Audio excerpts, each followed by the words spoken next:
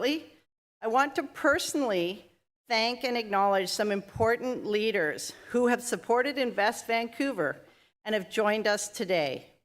Andrew Back, who is a member of our Invest Vancouver Management Board, Natalia Vinson of the First Nations Tech Council, Jay Mearns of Musqueam Capital Corp, Charlene Sanjanko of Regen, Ryan St. Germain of New Ventures, Darian Kovacs of Jellybean, and Ryan Dom of Tawasin First Nation. All of you at some point have given your kindness, your wisdom, your support, and you've allowed us at Invest Vancouver to be vulnerable as we learn more about what it means to be on this path of economic reconciliation. And I want to thank all of them at this time.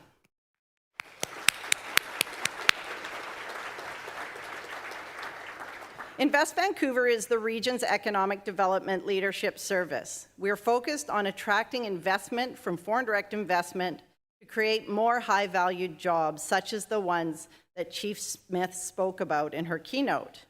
We are committed to advancing prosperity for everyone in the region. And as Chief Smith noted, when Indigenous communities thrive, so does the rest of Canada. For a truly strong, future-focused economy, the Indigenous peoples across Canada need to be at the table, and this can't be just something that is symbolic. This is a question, and this is a need of full participation. But today, we still know that many Indigenous communities and businesses continue to face challenges. We must work together to eliminate these challenges and barriers. Acknowledging the past while fully sharing in the opportunities of today and tomorrow is going to create more prosperity across Canada, in British Columbia, and in the Metro Vancouver region for all. For me, that is the power of economic reconciliation. Invest Vancouver is honored to be a sponsor of today's event, and I want to thank the Greater Vancouver Board of Trade for all their support. Stephen, Mindy, Graham, welcome. Thank you. We did a brief huddle prior to the panel, and we agreed that Chief Smith had really said it all. But having said that, I think I'm going to kick it off first to Stephen and ask the rest of the panel as well. Given your experience, your roles, where do you see and where does your passion lie in terms of opportunities in economic development and reconciliation? Starting with Great. you. Thanks, Jackie. First and foremost, I wanted to thank Bridget for the continued connection with Musqueam and the Board of Trade. And secondly, I'm humbled and honored to represent Musqueam here amongst my fellow panelists. You know, like, as far as the purpose goes, it's built in. I think when we're talking about Musqueam, where it was, where it has been, and where it's going, I think it's pretty organic in terms of everything we do is for the future sustainability of the nations. As Chief Smith so eloquently put it, it's really, for us, it's rebuilding a nation to where it once was.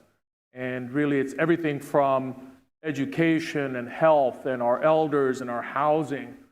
We've lagged in many of those social indicators so long that what we do should move the needle, and we hope to move the needle, and it doesn't get any more organic than that. The developments and the profits, those are outcomes of what we do. As far as what we're doing it for, it really is for the future of the nation and future generations as well. Mindy? Great. Yeah, I think similar to Stephen, we are looking years ahead, 7 generations. We're looking towards the future when we think about making decisions in regards to wealth creation and prosperity for Squamish people. And I think what we're seeing is just another evolution of our economic development and our journey on reconciliation. So as Squamish, we've always participated in business in some way. We've got a large contingent of entrepreneurs within the nation as well. So we want to create space for them through our activities at Nch'ǩay. We are still new. We're 5 years old, 6 years old, I think, this year. And what we've seen is tremendous growth and opportunity. And I expect that will continue as well in all types of industries. Graham?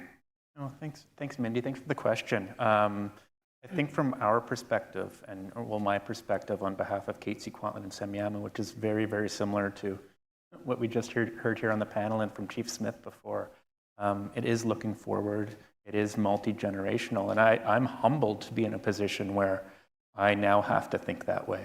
And bringing on new staff, and we're young ourselves, but trying to bring that into the workforce is a different perspective.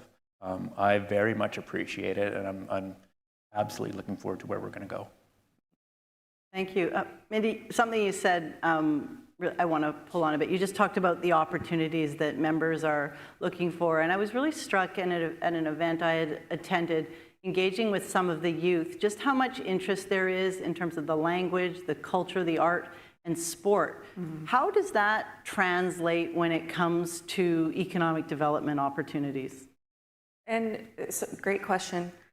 So in terms of economic development opportunities for us, to create space for those young people to participate through mentorship, training programs, we have scholarship that was set up by Peak on Sinnock, which was fantastic. Working with those partners who also hold those values to encourage training opportunities in their staff as mentors. It's worked quite well. We've done this for a few years now, and we've seen success. We also have within Nch'ǩay co-op programs, so we've had summer interns come through. And what we're seeing is that there's great pride in community. We understand our youth are our future, and having more of these opportunities to allow people to grow in their careers, and starting as young as in high school, that they can plan out a bit of their journey to stay and work with Nch'ǩay or our partners on our projects. And we've seen it's happening. It's happening. Graham, anything to add in terms of engagement with youth?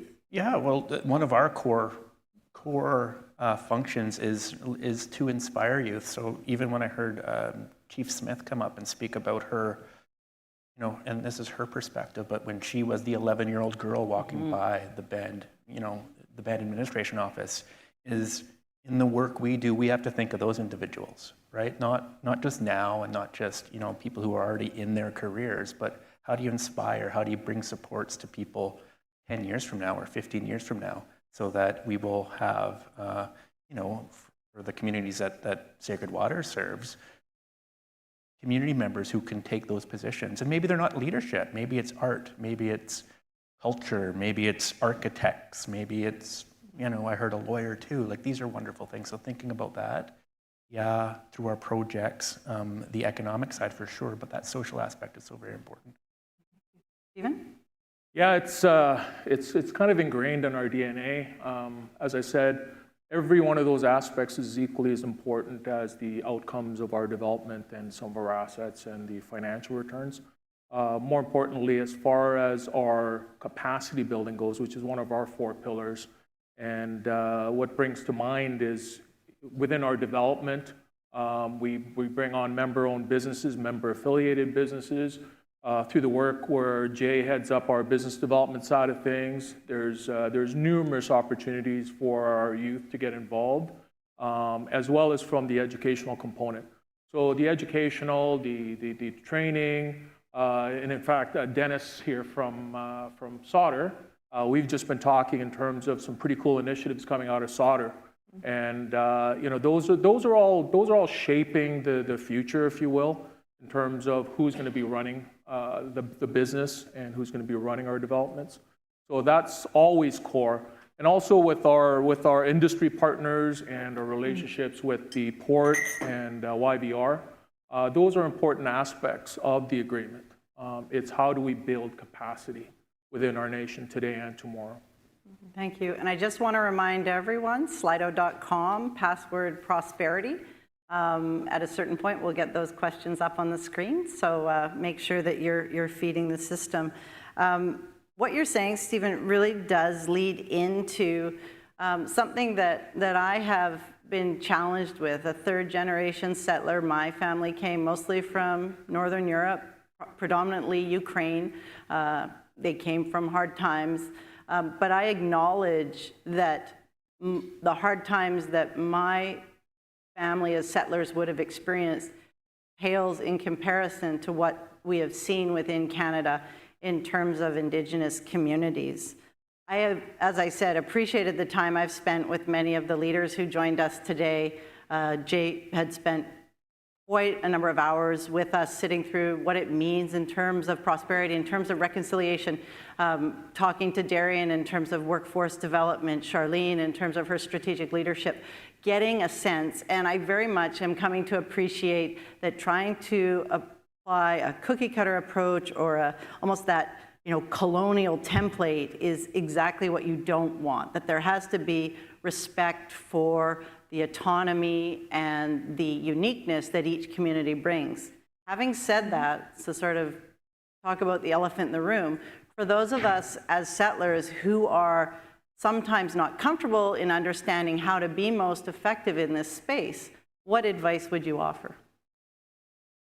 We could be here for days, Jackie. But that being said, the bottom line is actually, I recall, and this is very similar to what Chief Smith has said, I recall we attended a Truth and Reconciliation workshop. The Chief and I attended. One of our development partners asked if we could join and just help share that our perspectives on what reconciliation meant. And I think the Chief summed it up in a sentence, which is really basically the same thing that Chief Smith said, which is doing the right thing. So rather than here handing out manuals in terms of how do you approach the Capital Corp or whatever it is, I ask all of you to rely on your corporate EQ, because really it's about understanding and the positionality within each of the nations, because we're all different to a certain degree. And what stage are we at, and what are some of our challenges? So from that, you can basically formulate an opportunity to have conversations, as our Chief Late Ernie Campbell would say, break some bread. And really it starts from that. And one of our counselors, Gordon Grant, has coined the term the 3 ships of Musqueam, which is basically friendship, relationship, and partnership. It's about as organic as it gets.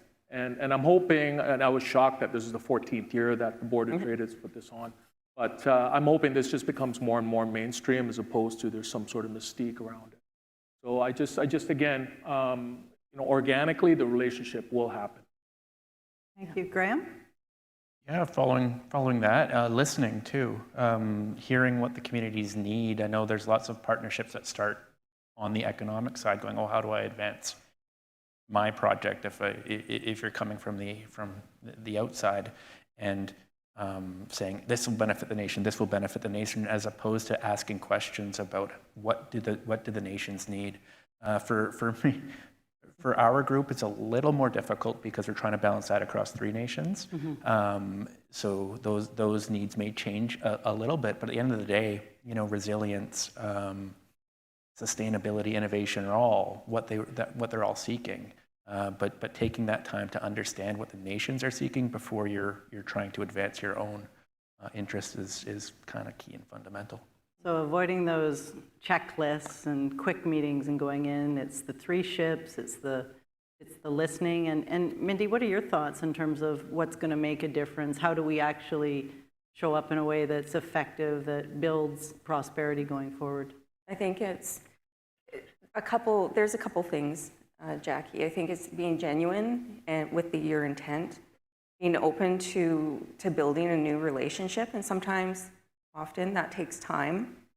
It takes a level of building trust, especially with community, where trust is so important to us and who we partner with.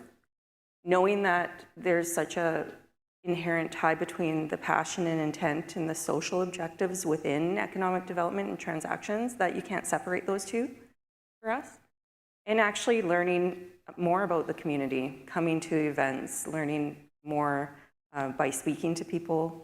When you come into a meeting, asking questions and being really open and honest with yourself. Because I think for me, that resonates, and I can tell right away when someone has a genuine interest in understanding our needs, that's going to resonate better than saying, hey, I've got a deal for you, here's what we think is best for you. That doesn't work anymore. We have changed, there's levels of sophistication and strategy in our approach. And so there are requirements and standards to be met.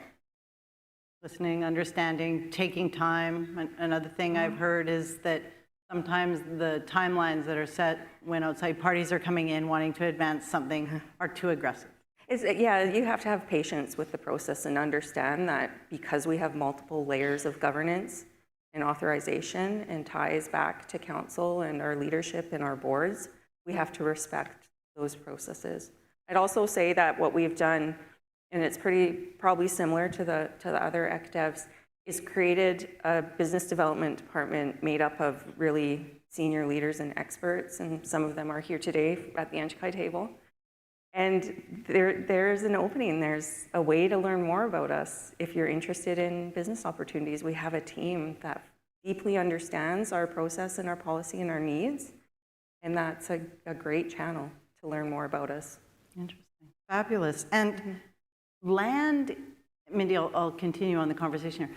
Land is something we talk about within the Metro Vancouver region all the time. When we're out globally, we talk about land. It's very different from other parts of Canada or other parts of the world. But one of the things that I'm starting to recognize is that many of the First Nations, the Indigenous communities, have land that potentially can be a lever when it comes to economic development. What is your view on how land plays a key role in economic development, and where are the no-goes in terms of how this land will be used? Mm-hmm. Land to us is a sacred resource. Right? We belong to the land, and Squamish people and other Indigenous nations have been here since time immemorial, so you can't separate the two. Land is a scarce resource for us because oftentimes we were forced removal from our land. Mm-hmm. And now, given the location of our reserves within Vancouver, Greater Vancouver area, we know that paired on with the housing crisis and the demand for housing in the greater community, that there's a strategic and thoughtful solution there for us to actually open up our limited resource and drive greater benefits back to community through fitting the need for housing, commercial opportunities, industrial space, office space for on-reserve. So we do see that there drives a great solution to pair housing with economic development for us. Absolutely. Yeah. And just building on that, Graham, so much of a focus, as there should be within the region in terms of the need for housing and the importance. But how do we balance that with making sure that we're using land in a way that also is advancing economic opportunity when it comes to those long-term, 7-generation, high-quality jobs that we all want to make sure that all Canadians have access to? Well, building off of what Mindy just said, the nations, throughout the Lower Mainland, throughout BC, across the nation, North America, have been here thousands and thousands of years. Who better to sort of lead that? Mm-hmm. When it comes to housing and looking at housing, I'm thrilled to have the support of a board that suggests, effectively enforces that we do it better. It's not just about profit. It's not how quickly projects can get made and done. It's really thinking about creating homes for people. And that's a bit different. Profits, of course, will be part of it. We have to balance the economic and the social side, but here are, from my perspective, 3 nations who just want to do it better. Not necessarily reject the status quo outright, just how can there be incremental change? How can they bring thousands and thousands of years of stewardship of the land back into sort of this urban environment that they now found themselves in? So it's not easy. I think it's a universal challenge, and I'm really excited to see with organizations like all 3 of yours how you can challenge the status quo and do things in a different way. Stephen, did you want to add to that? Yeah, no, just to echo my colleagues up here, it's being an urban First Nation really presents its opportunities and challenges. On a per capita basis, we have a very small land base, and therefore you are left with something that you need to make sure that you've protected and steward over the next generations, many generations. So with that, I think given the fact that we have developments in land tenures, everything from on reserve, off reserve, to fee simple, it really prompts you to look at creative ways in terms of how we can steward those lands as well as make sustainable returns from those lands.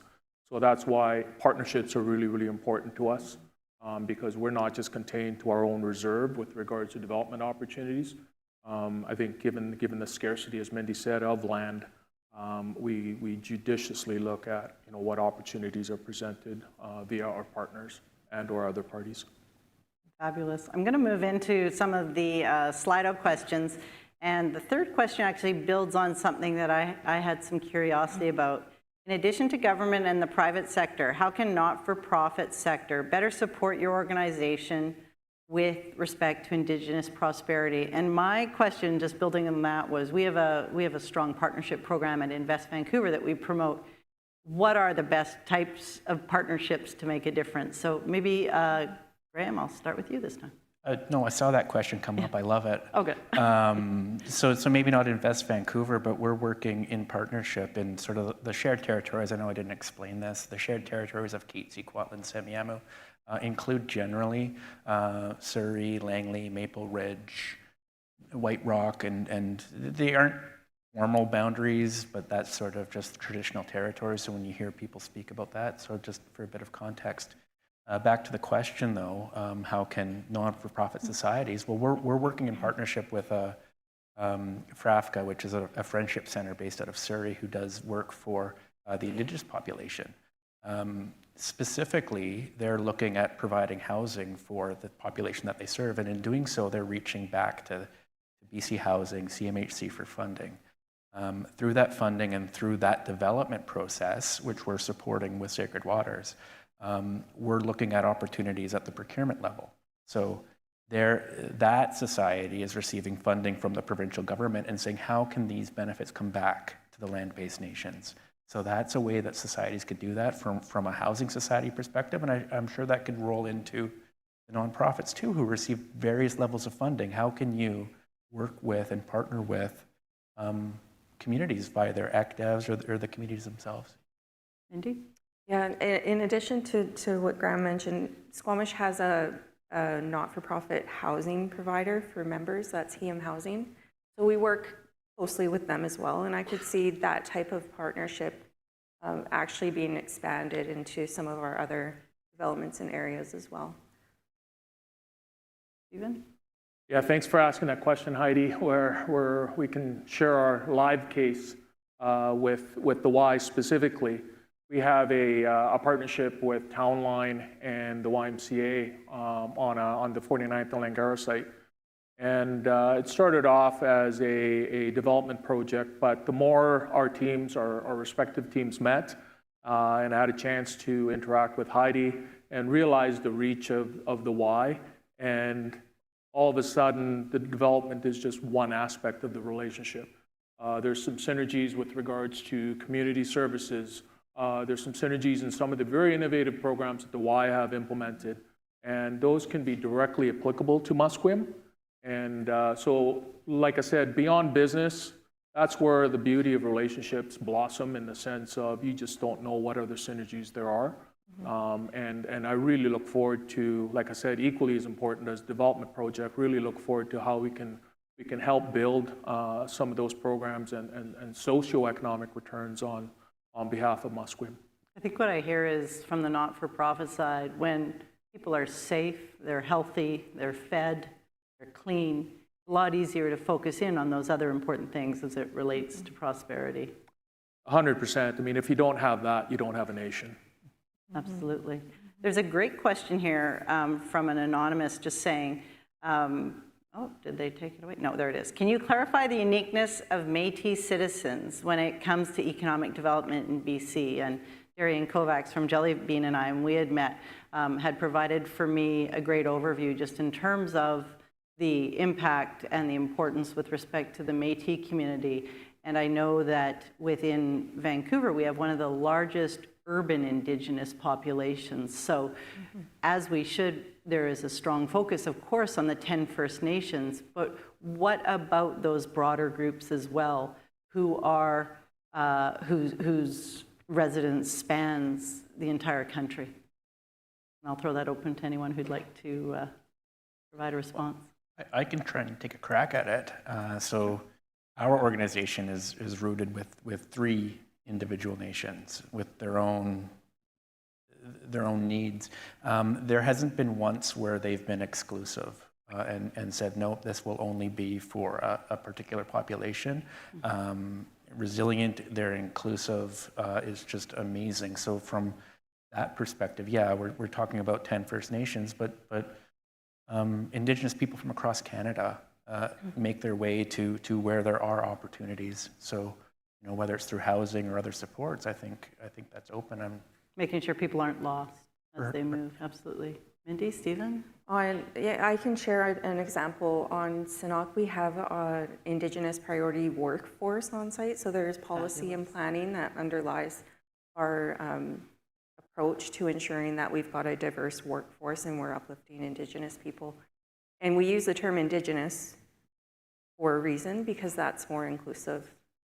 Absolutely. Yeah, and we've seen great success. The majority of the workforce on site are Indigenous people. That's fabulous. So inclusive of Métis, of Inuit, of other groups as well. I don't know the breakdown. Stephen? I'm just going to take over your moderating, Jackie. Okay. I'm just going to bleed into the next question. Fair enough, fair enough. Because to me, That's it's a kind good of question, yeah. it's kind of related That is, anyway. yeah, So, absolutely. anyways, I don't want to work you out of a job, but That's good. but really for us, you know, again, the opportunities, and I keep overusing the term organic. I think where there's synergy, there's likely opportunity, and where there's alignment, there's likely alignment with the values and economic objectives. So again, there's no formula in terms of what we do and what we don't have. I mean, the only formula currently imposed is really about our protocol agreement in terms of where the overlap areas are for MST, the 3 nations. But beyond that, you know, when we're talking about not-for-profits, when we're talking about the business environment and community, I think really it's just about finding alignment with the various parties that we do work with. Just weaving myself back in, so I still have a job. I promise that's the last one. When you think about these partnerships, and for me, one of those profound partnerships was, you know, MST, Musqueam, Squamish, Tsleil-Waututh, and a lot of the work that's been done. What really is the driving force? You talk about the shared land, but are there other sort of values or reasons that are the driving force for those strong partnerships? And then where do you run into rough waters when it comes to coming together as that broader group? Can I? Yeah, sure, absolutely. I would be remiss if I didn't actually highlight, we've got, as Nch'ǩay, a partnership with 2 other First Nations and Scotiabank, and that's called Fabulous. Cedar Leaf Capital. And so from coast to coast to coast, when you have 3 First Nations who are so diverse in different areas of the country working together with a very reputable, trusted, genuine partner, I think there's so much strength in that. And I get a lot of questions on how did that happen? You've got Rama First Nations and Squamish and Desnedek to bring them to the table. It takes time, but it takes strategy and thoughtful approach to it. And what I appreciated throughout that process was there was a respect of each of us have due diligence processes that we have to follow internally. And sometimes they're quite robust, especially when you're talking about integrating culture with financial and legal and other matters as well. So it takes time, essentially. It takes patience, but Time and patience, happens, yeah. and then great things happen. There's some great questions up here, and one of the ones I'm just looking at the bottom here. Nations purchase the Crown lands that belong to them. How else can we reclaim our lands designated as Crown lands to further increase business initiatives? I think this is something that for many is lost, just the importance of the reconciliation process and Crown lands. So I don't know if any of you would like to start that conversation, because I think this is an opportunity for many of us in terms of key learning. This goes back to Chief Smith talking about you know, how do we advance things where the reality is that we do have government changes. We've got the pending election. For us, again, if there's a willingness to work and if there's a solutions-based approach to a lot of the political issues, that's 75% of it. And that continuity is ever so important for us. And you know, if we have that relationship in terms of beyond just the empirical way of disposing of Crown lands, for example, I think the three nations have been extremely innovative with all levels of government to look at how can we go further. How can we bring, as you guys remember, just a recent announcement around the 2,600 attainable housing initiatives that was announced by the province, and that was purposely not on the backs of anyone. The nations have been at the table for quite a few years, bringing that to fruition. So there's a lot of innovative ways, but it takes willingness from all parties in order for that to happen. And of course, continuity will help, because I can't imagine what, you know, if a new government comes in, you know, how does that mandate impact that? There's potential, like everything else, there's potential to impact that. But we're hoping that there's continuity and there's that continued resolve with regards to a solutions-based approach to addressing issues such as housing. I think for all of us thinking about what we can do to advocate to make sure that whoever takes government knows all the important work that's been done and how we can't lose that pace. Mindy, did you want to build on that? No, and I'm in full agreement, actually. I think what we've seen through the transactions that have occurred, that there is a net accretive benefit to all parties involved. So when you put the land back in the hands of the people who owned it previously, that those benefits are shared. Absolutely. And Graham, what do you say to those who say, but it takes so long? I was going to say it takes so long. I think we're all up here because our organizations, yes, we're looking at opportunities for development on lands, of course, but it's also, and maybe I'm speaking for you guys and jump in if this is off, but our organization is really a capacity building organization as well. So it's one thing to acquire lands, it's another thing to effectively develop them and roll out the programs and the strategies that we're, you know, from my perspective, what we're trying to do. That vision you talked about. The vision. So lands are the opportunity, but then how do you resource it? And then how do you then successfully achieve it? We're still young. I, you know, look to the guys to my right. And I Did you just call me old? No. Wise. Nice catch. So I'm mindful of time here and a bit of a rapid fire for all. Graham, we'll start with you and work down the line. What's one big takeaway you want me walking out today to take from the panel? What's one thing you want me to take as an actionable item, something I need to be thinking of going forward when it comes to economic reconciliation? Time and listening. You said one thing, I just gave you two. That's okay. Of those two, maybe listening, I would say on the top end, really thinking about if you're pursuing partnerships, relationships with whether it's the ECDEVs or the nations, that you really take that time to understand their needs. Mindy? I think just to tack onto that is getting ready. So there's a lot of actions and decisions that you can make within your organizations today to set yourselves up better for those conversations and that future partnership opportunity. And that starts with taking a look from the board level down into your policies and your practices to create an inclusive culture for your organization and ensuring that those values that you hold are aligned with the Indigenous lens and values that we have. And that's part of learning more about the communities in which your organization operates and ensuring that you are pushing forward to incentivize Indigenous participation through your workforce or your procurement and have that proven success. When you come into a room and we ask you about your experience, how you've set up your organization, what your policies are, and you can confidently answer those questions with facts and information, you're in a way better place. So I think getting ready. So important. I know for us in West Vancouver, Chris Lewis from the Squamish Nation and Andrew Back from Tsawwassen First Nation, Andrew, both sit on our management board. And the the power that it has brought in terms of our strategy and ensuring that it is a focused and inclusive strategy that ultimately will advance more prosperity has been incredible. So thank you for those comments. Stephen, last word? Thank you. And again, just to synergize on what Graham and Mindy have talked about, internally, really work on that identity. What is our identity? What are our values? And live those values every day, because that's your projection to the business world and to the rest of the community. And externally, I sit on the board of Community Living BC, and one of the leaders there, you coined a term, and I love the term. It's working with our nations, work at the speed of trust, right? It's not really about coming in here, I've got a deal for you, and we got to get that consummated by the end of the fiscal year or whatever it is. It really is about work at the speed of trust. And that comes in so many forms, and that builds on my earlier point in terms of the friendship, relationship, and partnership.